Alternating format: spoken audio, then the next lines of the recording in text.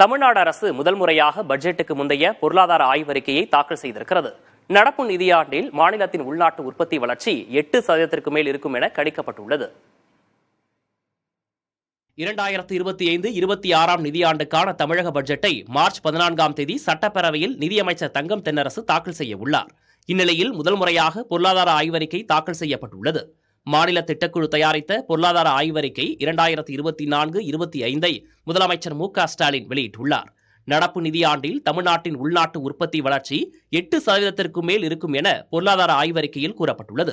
அரசின் வலுவான கொள்கைகள் காரணமாக 2021-22 நிதியாண்டு முதலே தமிழ்நாட்டின் பொருளாதார வளர்ச்சி விகிதம் 8% மேல் நீடிப்பதாகவும் குறிப்பிடப்பட்டுள்ளது. தமிழ்நாட்டின் தனிநபர் வருமானம் தேசிய சராசரியை விட 1.64 விழுக்காடு அதிகரித்து 2,78,000 ரூபாயாக அதிகரித்துள்ளதாக தெரிவிக்கப்பட்டுள்ளது.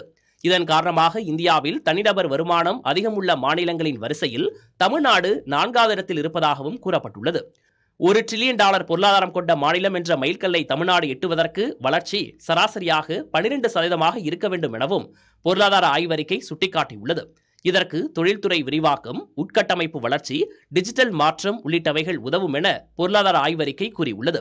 2023-24 நிதியாண்டில் தமிழ்நாட்டின் மொத்த உள்நாட்டு உற்பத்தி வளர்ச்சி 27,22,000 கோடி ரூபாய் என்றும் இது 8.23% வளர்ச்சி எனவும் பொருளாதார ஆய்வறிக்கையில் தெரிவிக்கப்பட்டுள்ளது.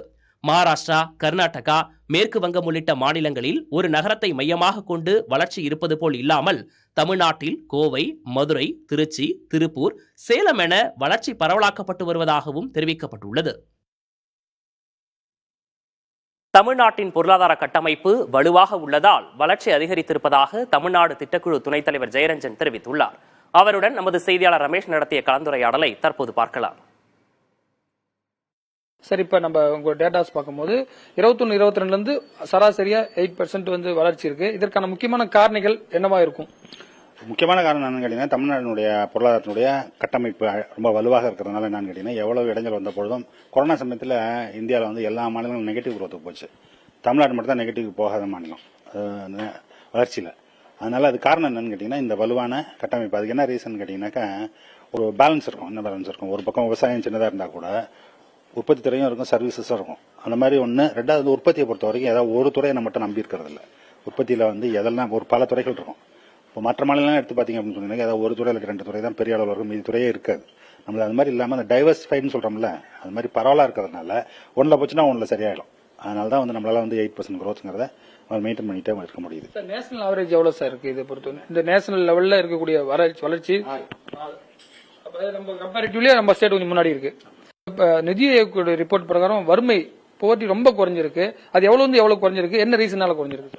எல்லா மாநிலமும் குறைஞ்சிருக்கு. தமிழ்நாடு இந்தியா ஃபுல்லா வந்து இந்தியாவில் 11 விழுக்காடுக்கு வந்திருக்கு. நம்ம 1 விழுக்காடுக்கு வந்துட்டோம். ரைட்டா? என்ன ரீசன்னா வளர்ச்சி தான் காரணம். வளர்ச்சினால ஆனா அதுல வந்து என்ன ஒரு சிக்கல் இருக்கு அப்படின்னா, அது எப்படி கணக்கிடுறாங்கிற முறைகள்லாம் இருக்குல்ல, அது நிறைய சிக்கல் இருக்குன்னு சொல்றாங்க. கணக்கிடக்கூடாதுன்னு சொல்ற ஒரு தியரியும் இருக்கு.